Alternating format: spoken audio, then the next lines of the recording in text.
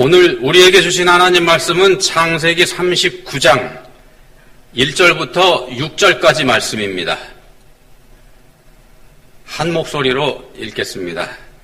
요셉이 이끌려 애굽에 내려가매 바로의 신하 시위대장 애굽 사람 보디발이 그를 그리로 데려간 이스마엘 사람의 손에서 요셉을 산이라. 여호와께서 요셉과 함께 하심으로 그가 형통한 자가 되어 그의 주인 애굽 사람의 집에 있으니 그의 주인이 여호와께서 그와 함께 하심을 보며 또 여호와께서 그의 범사에 형통하게 하심을 보았더라. 요셉이 그의 주인에게 은혜를 입어 섬김에 그가 요셉을 가정 총무로 삼고 자기의 소유를 다 그의 손에 위탁하니 그가 요셉에게 자기의 집과 그의 모든 소유물을 주관하게 한 때부터 여호와께서 요셉을 위하여 그 애굽 사람의 집에 복을 내리심으로 여호와의 복이 그의 집과 밭에 있는 모든 소유에 미친지라. 주인이 그의 소유를 다 요셉의 손에 위탁하고 자기가 먹는 음식 외에는 간섭하지 아니하였더라. 아멘. 예수님께서 첫 번째로 행하신 기적 어떤 건지 기억하시죠? 요한복음 2장에 나오는 물이 포도주가 되게 하신 그 기적이 예수님께서 행하신, 공식적으로 행하신 제일 먼저 행하신 기적입니다. 가장 먼저 행하셨다는 사실, 그리고 그 기적이 성경에 기록되어 있는 사실, 이건 그 기적이 그만큼 중요한 의미를 가지고 있다는 뜻이 됩니다. 그러면 물을 포도주로 바꾸신 이 일이 어떤 의미가 있을까? 그런 분들도 있죠. 그러니까 술 마셔도 되는 거야. 예수님도 술 만드셨으니까. 그런 용도로 사용하라고 이거 저거 성경에 기록된 건 물론 아니라는 거 다 아실 겁니다. 성경에서 또 그런 말씀들도 하죠. 술 취하지 말라 그랬지 술 먹지 말라고는 안 했지. 그런 말씀 하는 분들도 물론 계시죠. 물론 그 에베소 5장 18절에도 보시면 그렇게 말씀합니다. 술 취하지 말라. 술 먹지 말라는 아니죠. 술 취하지 말라. 이는 방탕한 것이니 오직 성령으로 충만함을 받으라. 여기서도 술 취하지 말라지 술 먹지 말라는 물론 아닙니다만 이 말씀은 물사정이 좋지 않은 이스라엘의 그 형편, 그러니까 물사정이 좋지 않기 때문에 포도주를 물 대신 음료로 사용한다는 형편을 감안하신 것뿐이지 뭐 술 먹어도 된다 그런 말은 절대로 아니라는 겁니다. 다 알고 계실 겁니다. 술에 취하면은 자기가 없죠. 취하게 되면은 자기가 한 일도 때로는 모르게 됩니다. 술이 그 사람을 통제하기 때문이죠. 더 속되게 얘기하면 술이 그 사람을 잡아먹기 때문에 아무것도 모르게 됩니다. 술이 그 사람을 통제하는 거예요. 근데 성령 충만도 이거하고 닮았다는 겁니다. 성령께 온전히 통제당하는 사람, 성령께 붙잡힌 사람, 그게 이제 성령 충만한 상태지 않습니까? 그게 술 취해서 자기 정신이 없는 거하고 성령 충만하고 메커니즘상으로 보면 비슷하기 때문에 에베소 5장 18절에서 같이 말씀을 합니다. 이렇게 비교를 해야 쉽게 이해를 하기 때문에. 그렇지만 모양은 닮았다고 하더라도요, 그 내용면에서는 차이가 많이 납니다. 술 취한 상태에서 저지른 일, 그러니까 소위 필름이 끊겨서 기억하지 못하는 그런 경우가 술 취한 경우에는 많이 있습니다만 성령 충만은 그렇지 않다는 겁니다. 성령 충만은 그럴 일 절대로 없습니다. 예수님께서 첫 번째 기적으로 포도주를 만드신 이유, 그 이유는 술 먹어도 된다 그걸 말씀하신 게 아니고 기쁨 때문에 하신 겁니다. 기쁨. 이 세상에서 혼인잔치만큼 기쁘고 행복한 일 없지 않습니까? 혼인잔치는 어떻게 보면 인생의 절정이기도 하고요. 가장 행복한 때다 이렇게 얘기할 수 있는 때입니다. 어떤 면에서 보면은 인간이 완성되는 시기이기도 하고 짝을 만난 거니까요. 자, 그런 의미에서 보면은 혼인잔치만큼 기쁨이 있는 자리 없습니다. 이 세상에서. 그런 큰 기쁨의 자리에서 기쁨을 상징하는 포도주라고 하는 이 물질이 떨어졌다는 것, 이건 뭘 뜻하는가 하면은 최고의 순간인데 그 최고의 순간이 갑자기 최악으로 곤두박질 쳐버리는 그런 위기에 빠졌다는 게 됩니다. 가나의 혼인잔치에서 포도주가 떨어졌다는 게 그런 위기 상황을 뜻합니다. 구세주 예수님이 인류를 위기에서 건져내실 걸 상징적으로 보여주는 사건이 바로 그겁니다. 예수님께서 오신 목적이 바로 이것 때문에 왔다. 그걸 보여주시는 거죠. 예수님께서 구원을 베푸신 겁니다. 인류를 구원하러 오신 성자 예수님의 구원의 성격이 어떤 건지 이거 보여주는 기적, 이 표적이죠.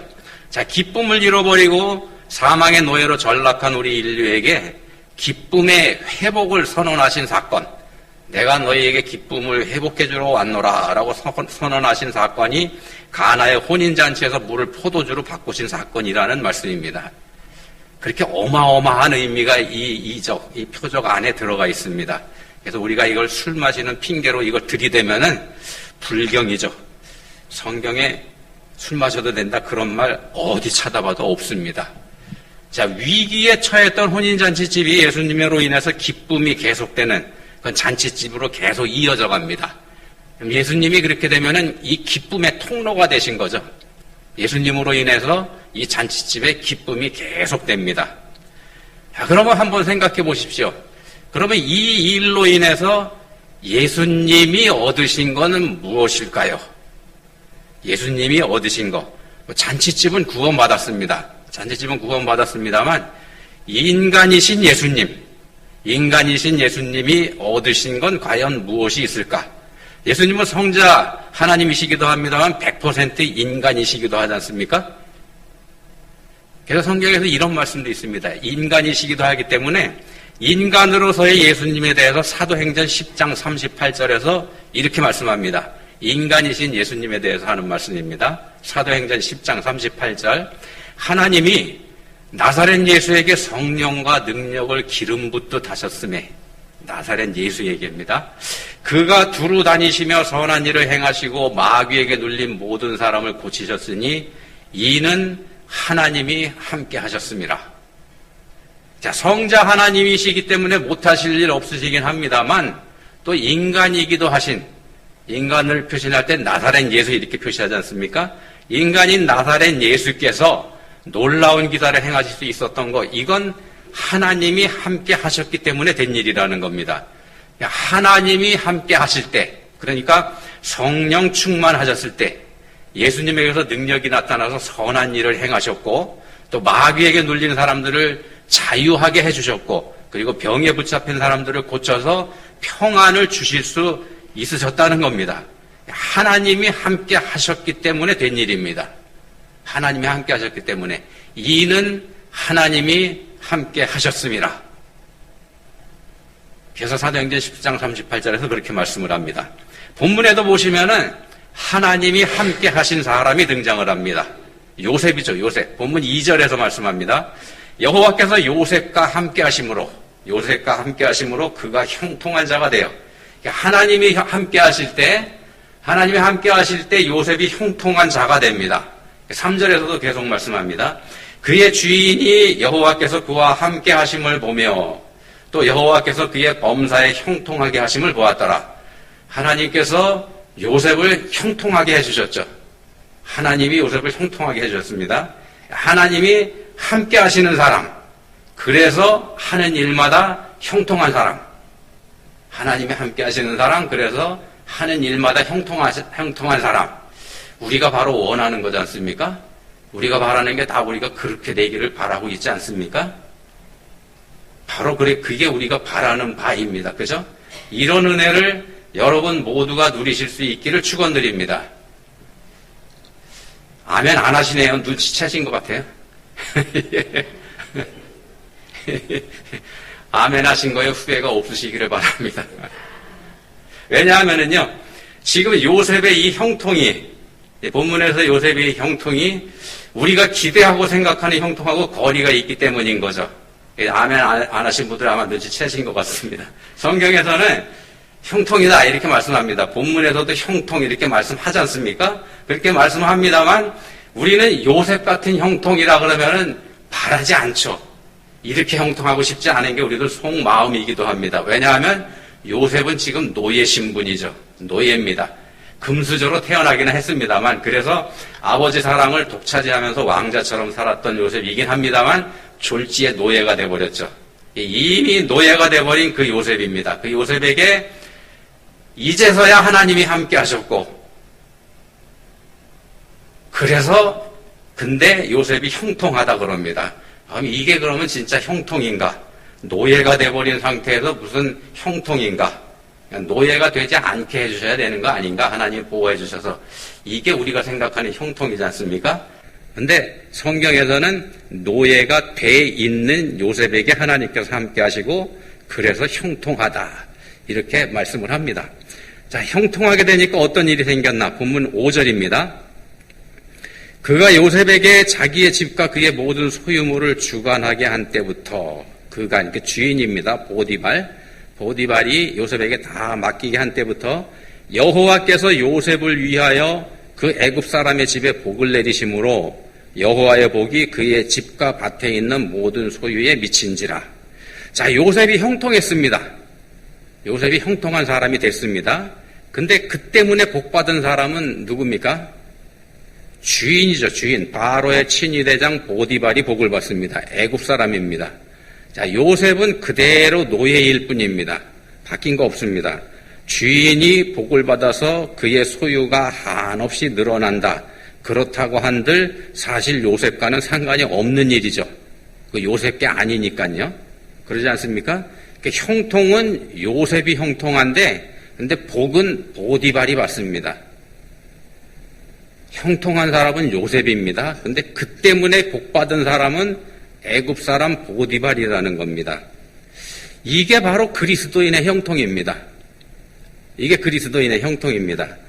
얼른 이해가 가지 않고 우리가 바라는 바도 아닙니다만 하나님이 주시는 그리스도인의 형통이라는 게 바로 이런 겁니다. 앞에서 가나의 혼인잔치 말씀드리면서요, 그 기적을 말씀드리면서 이렇게 질문드렸죠. 그러면 이 일로 인해서 예수님이 얻은 건 무엇일까요? 이런 질문을 드렸습니다. 이 질문 자체가 좀 이상하다는 거, 인정합니다만, 하나님이 함께 하신 요셉의 형통으로 인해서 복을 받은 사람은 전혀 엉뚱한 사람이기 때문에 이 질문을 드렸습니다. 하나님이 함께 하신 예수님 경우에도 이게 같은 맥락으로 적용이 된다는 겁니다. 왜 다른 사람이 복을 받는 걸까? 보디발 같은 경우는 이방인이지 않습니까? 하나님을 알지도 못하는 사람이고, 또요, 가나의 잔치에 온 사람들, 거기서 즐기고 있는 사람들, 이 사람들은 그런 일이 있었는지, 그러니까 물이 포도주로 변하는 기적이 있었는지 어쨌는지 그것조차 알지 못합니다. 근데 혜택은 이 사람들이 다 누리고 있습니다. 세상에서 가장 좋은 포도주, 기가 막힌 포도주를 이 사람들이 마시고 있지 않습니까? 그 포도주가 어떤 포도주입니까? 성경에 나오는 포도주고 성자 하나님이 직접 만드신 포도주고 역사의 길이 남는 그런 포도주지 않습니까? 그래서 그리스도인이면서도 여전히 술 하시는 분들은 나도 한번 그거 먹어봐야 되는데 그렇게 기대하는 그런 포도주이지 않습니까? 쓸데없는 기대하지 않으시기를 부탁드립니다. 예수 그리스도를 믿는 그리스도인의 삶이 어떠해야 하는지, 그리고 그리스도인의 삶이라는 게 뭔지 이거를 알게 하는 말씀입니다. 예수님께서 이런 말씀을 하셨죠. 마태복음 7장에서요. 우리가 잘 아는 말씀입니다. 이러므로 그들의 열매로 그들을 알리라. 그들의 열매로 그들을 알리라. 열매를 보면 나무를 안다, 그 말씀이죠. 근데 열매로 그들을 안다, 이렇게 말씀하셨습니다. 어떤 사람을, 그러니까 이 사람이 그리스도인인지 세상 사람인지 구별을 하려면은 그 사람의 삶을 보면 된다, 그 말씀이지 않습니까? 그 사람의 삶을 보면 이 사람이 예수 믿는 사람인지 아닌지 알 수 있다는 겁니다. 열매로 알 수 있습니다. 삶의 열매. 그럼 어떻게 알 수 있는가? 사과나 배 같은 나무에서 열리는 열매라 그러면 쉽죠. 우리가 눈으로 보고 확인하면 되니까. 근데 삶의 열매, 요건 좀 상황이 다르지 않습니다. 다르지 않습니까? 우리가 그럼 삶의 열매를 보고 어떻게 구별할 수 있을까? 이렇게 보시면 될 것 같습니다. 열매, 이거 누가 먹죠? 열매 먹는 거 누가 먹습니까? 예수님의 물로 만든 포도주, 이거 먹은 사람들은 잔치에 참석한 사람들입니다. 예수님이 드신 거 아니죠. 자, 요셉의 형통한 삶의 열매, 요셉의 형통한 삶의 열매, 이건 누가 먹었습니까? 누구 몫이 됐나요? 애굽 사람 보디발의 몫이 됐죠. 요셉 자신이 그 열매를 챙기지 못했다는 겁니다. 예수님도 챙기지 않으셨고 요셉도 챙기지 못했고, 자, 주인집이 풍요로울 때 그 집에 속한 요셉도 물론 그 풍요의 덕을 조금 누릴 수는 있기는 했겠습니다만 자신의 복과는 이게 분명히 거리가 있는 그런 겁니다. 우린 그렇게 생각을 합니다. 이건 요셉의 복이 아니다. 이렇게 우린 그렇게 생각을 합니다. 나무가 맺은 열매라고 할지라도 나무 스스로 자기를 위해서 챙기지 못합니다. 단 하나도 나무의 것이 되지 않습니다. 전부 남한테 주죠. 나무에 열린 열매 전부 남한테 줍니다. 여름 내내 땡볕을 건디면서 잘 키워놓은 열매이지만 가을 추수 때가 되면은 전부 남한테 줘버리고 말죠. 그러고 나면 나무의 신세가 초라해집니다. 낙엽이 지고 추운 겨울이 오면은 앙상한 가지만 남아서 나무는 진짜 볼품없이 돼버리죠. 그렇게 되면은 그때는 나무를 누구도 거들떠보지도 않는 그런 상황이 돼버린다는 겁니다. 그리스도인의 삶이 이렇다는 겁니다. 그리스도인의 삶이 이렇습니다. 자, 그리스도인의 삶이 이러해야 된다는 겁니다. 그리스도인의 삶이 이러해야 됩니다. 어떤 기독교 학교에 가보면 이런 문구가 적혀 있습니다. 뭐라고 적혀 있냐면요. 공부해서 남주자. 공부해서 남주자. 잘 먹고 잘 살기 위해서 우리가 죽어라고 공부하죠. 그렇게 공부하는 이유는 자기를 위해서 그렇게 합니다. 자기가 잘 먹고 잘 살기 위해서. 그렇지만 그리스도인의 삶은 달라야 된다는 겁니다. 자기가 잘 먹고 잘 사는 그리스도인이라면은, 자기가 잘 먹고 잘 사는 그리스도인이라 그러면은요, 본문의 말씀에 비추어서 요셉에 비교해가지고 볼 때 그 사람은 형통한 사람은 아닙니다. 잘 먹고 잘 사니까 형통하다. 세상적인 관점에서 그렇게 봅니다만 성경적 관점에서 보면 형통한 사람은 아니라는 겁니다. 자기가 아니라 남을 잘되게 해주는 사람이 형통한 사람입니다. 요셉 보십시오. 주인이 복을 받지 않습니까? 자, 그런 면에서 자기만 풍성하게 누리며 사는 그리스도인이라 그러면은 이건 생각해 볼 필요가 있다는 겁니다. 자기 혼자 잘 먹고 잘 사는 그리스도인이라면 하나님께서 주신 복을 자기가 다 챙기고 자기가 다 먹고 자기가 다 써버리는 그런 그리스도인이라면 문제가 있다는 겁니다. 내가 그리스도인으로서 합당한 삶을 살고 있는지 어떤지, 내가 그리스도인인지 아닌지 간단하게 판단하는 방법이 그래서 이런 겁니다. 나로 인해서 나 때문에 복받는 사람이 있는지 그거 보시면 됩니다. 나 때문에 복받는 사람이 있는지. 만약에 내 주변에서 나 때문에 복받는 사람은 없고 오직 나 때문에 나만 잘 먹고 잘 살고 잘 나가고 있다. 그렇다면 그건 뭔가? 뭐가 되는가 하면은요. 나무가 자기 열매를 자기가 다 챙긴다면 그럼 어떻게 되겠습니까? 나무 주변에서 썩은 냄새가 진동하겠죠. 형통한 삶이라고 할 수는 없을 겁니다. 아까 적용해드린 말씀, 인용해드린 말씀이죠. 마태복음 7장에 있는 이러므로 그들의 열매로 그들을 알리라. 열매로 보면 그들을 아는데 이 말씀에 이어서 예수님이 이런 말씀도 하셨습니다. 그때에 내가 그들에게 밝히 말하되 내가 너희를 도무지 알지 못하니 불법을 행하는 자들아 내게서 떠나가라. 이런 게 불법이라는 겁니다. 자기 혼자 다 챙겨버리는 것. 자, 예수님께서 우리에게 보여주신 삶의 본은요. 예수님은 인간으로 이 땅에서 3년 살으셨지 않습니까? 삶의 본을 보이셨습니다. 그 삶의 본은 남을 위한 삶이었습니다. 예수님 자신을 위하신 적 한 번도 없습니다. 그 예수님과 가까이 했던 제자들의 삶도 또한 그랬죠. 함께 했던 제자들의 삶도 자기를 위한 삶이 아니었더랬습니다. 물론 이 사람들이 처음에는 자기들을 위해서 살았습니다. 자기들을 위했죠. 그리고 그때에는 처절하게 실패를 거듭했더랬고요. 그렇지만 결국 달라지지 않습니까?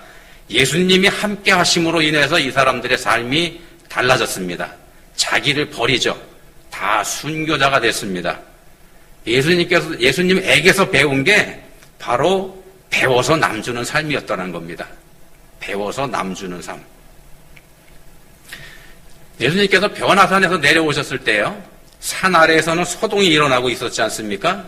귀신 들린 아이에게서 귀신을 제자들이 쫓아내지 못하는 바람에 제자들이 사람들한테 망신을 당하고 있더랬습니다. 분명히 작년에는 자기들이 쉽게 했었던 일들입니다. 근데 이번에는 귀신이 말을 듣지 않습니다. 아무리 소리를 질러도 귀신이 나가질 않습니다. 자, 이 장면을 보고 실망한 아이의 아버지가 예수님을 보고서 얘기합니다. 당신은 선생님이니까 혹시 뭔가 하실 수도 있거든 도와주십시오. 이랬더니 예수님께서 말씀하시죠. 할 수 있거든이 무슨 말이냐, 믿는 자에게는 능히 하지 못할 일이 없느니라. 이 말씀하셨던 바로 그 사건입니다. 그 사건이 벌어지고 있었습니다. 자, 나중에 제자들이 예수님께 여쭙지 않습니까? 자기들은 왜 못했는지, 자기들은 왜 할 수 없었는지 예수님께 여쭤봅니다. 얼마 전에는 다 했었는데 이번에 왜 못했는지. 예수님 대답은 이랬습니다. 기도 외에 다른 것으로는 이런 종류가 나갈 수 없느니라. 다 바꿔 말씀드리면 너네가 기도하지 않았기 때문에 못한 거다, 이 말씀입니다. 기도하지 않았기 때문에. 자, 그렇다면 그 전에 전도하러 가서 귀신을 쫓아나오기를 할 수 있었을 때, 그때는 그럼 어떻게 된 걸까요? 그때는 제자들이 기도했다는 말인가? 복음서에 보시면 제자들이 기도했다는 얘기가 없습니다. 예수님만 기도하신 걸로 돼 있죠. 근데 그때는 되고 이때는 안 됐다는 겁니다. 그리고 이때는 기도하지 않았기 때문에 너희가 그걸 못했다, 이렇게 예수님께서 말씀하십니다. 뭐가 문제냐 하면은요, 그때는 예수님께서 제자들에게 능력을 주셨을 때죠. 능력을 주셨을 때입니다. 능력을 주셨기 때문에 제자들이 귀신도 쫓아낼 수 있었고 병도 고칠 수 있었고 다 할 수 있었던 겁니다. 그렇다 그러면은 여기서 우리가 기도라고 하는 것, 이 기도가 뭔지 생각할 수 있게 됩니다. 전에는 예수님의 능력에 의지해서 일했습니다. 예수님이 능력을 주셨고 그 능력에 의지해서 제자들이 일을 할 수 있었습니다. 성공했죠. 예수님에게 의지해서 했으니까. 이번에는 자기들 능력입니다. 자기들 능력으로 덤볐다가 실패를 했고. 그러니까 바꿔서 말씀드리면 기도라고 하는 건 예수님께 의지하는 거라는 겁니다. 예수님께 의지하는 거. 의지할 때는 됐죠. 이번에는 안 하니까 안 됐다는 겁니다. 그걸 예수님은 기도라고 말씀하십니다. 예수님의 도우심을 받는 거. 그러니까 하나님이 함께 하시는 거, 하나님에게 함께 하심을 구하는 것, 이게 기도의 목적이고 기도의 초점이라는 겁니다. 오늘 본문 말씀으로 이걸 풀어보면은요, 하나님이 함께 하실 때에, 하나님이 함께 하실 때에 우리가 형통합니다. 그러니까 하나님이 함께 하시지 않으시면 형통하지 못하다는 얘기입니다. 그러니까 그리스도인의 형통은 하나님께서 주시는 겁니다. 우리 스스로 형통할 수 있는 거 아닙니다. 하나님께서 주시는 겁니다. 바꿔 말씀드리면은 하나님과 함께 하는 게 형통입니다. 하나님과 함께 할 때에 우리가 형통합니다. 더 정확하게 말씀드리면은요, 하나님이 우리와 함께 하실 때 우리가 형통합니다. 하나님이 우리와 함께 하실 때 그때 우리가 형통합니다. 죄에 붙잡혀 살고 있는 우리는 우리 스스로 하나님께 다가갈 수가 없습니다. 아니요, 우리가 다가가지 않습니다. 왜냐하면 우리는 죄하고 친하고 죄 짓는 삶이 우리한테 편하기 때문에 우리가 죄를 떠나서 하나님께 다가가려고 안 한다는 겁니다. 그래서 하나님께서 우리에게로 오시는 겁니다. 그럴 때 우리가 형통해지는 거죠. 이게 임마누엘입니다. 우리와 함께 하시는 하나님. 임마누엘의 하나님이 우리에게 오실 때 우리가 형통해진다는 겁니다. 하나님께서 우리에게 오실 때 우리는 아무것도 안 해야 되는가? 그게 아니고 그때 우리가 해야 하는 일이 바로 기도입니다. 기도해야 되는 때가 바로 그겁니다. 하나님께서 우리에게 오실 때. 근데 우리는 간사하죠. 죄가 있기 때문에 간사합니다. 간사하기 때문에 모든 게 다 평안할 때는 기도하지 않습니다. 다 평안한데 기도할 필요가 없죠. 귀찮고 힘들기도 하고. 언제 기도하는가? 아쉬운 게 있을 때. 바꿔 말씀드리면은요, 우리한테 어려움이 있을 때 그 어려움이 우리에게 복이 되게 한다는 겁니다. 비로소 우리가 그때 기도하기 때문에. 예, 우리한테 어려움이 있을 때 우리가 비로소 기도하기 때문에 그게 복이 되는데, 만약에 우리한테 생명이 걸릴 만큼 절박한 일이 있다면 그게 복 중에 복이 되는 겁니다. 생명이 걸려있을 만큼 절박한 일이 우리한테 생긴다면, 왜냐하면 우리는 조금 힘들 때 기도 잘 안 하죠. 내 힘으로도 버틸 수 있으니까. 그렇습니다만 절박한 상황이 우리한테 닥쳐온다 그러면은 그땐 상황이 달라지죠. 기도하지 않을 수가 없게 됩니다. 그래서 고난이 복이다. 이런 말씀이 그래서 나오는 겁니다. 성경에도 보시면은요, 예수님께 나아간 사람들, 예수님 찾아간 사람들, 문제가 있거나 절박한 사람들이었더랬습니다. 병든 자, 원통한 자, 고통받는 자, 이런 사람들이 예수님 찾아갔습니다. 그런 사람들이 예수님 만났고, 그런 사람들이 구원의 복을 받았고, 걱정 없는 사람들, 그러니까 소위 잘 나가는 세상에서 권세 좀 있는 사람들, 그런 사람들은 예수님 찾지 않았습니다. 예수님하고 거리를 두면서 경계했고요. 마음을 닫고 예수님을 조롱을 했고 결국은 예수님을 죽여버리는 그런 끔찍한 만행을 저지르고 말지 않습니까? 그러니까 요셉이 원통하고 억울한 상황에 있을 때 그때 하나님이 함께 하셨더랬습니다. 하나님이 그에게 다가가셨고 요셉은 그 하나님을 맞았습니다. 거부하지 않았습니다. 날 왜 이 지경이 되게 했냐고 하나님한테 따지고 덤벼들면서 마음의 문을 닫아 걸지 않았다는 겁니다. 그래서 요셉이 형통했습니다. 고난은 요셉에게 하나님 만나는 통로가 된 겁니다. 고난은 요셉에게 있어서 하나님 만나는 통로였습니다. 그리스도인의 고난은 하나님 만나는 통로입니다. 바꿔 말씀드리면 하나님의 초대장입니다.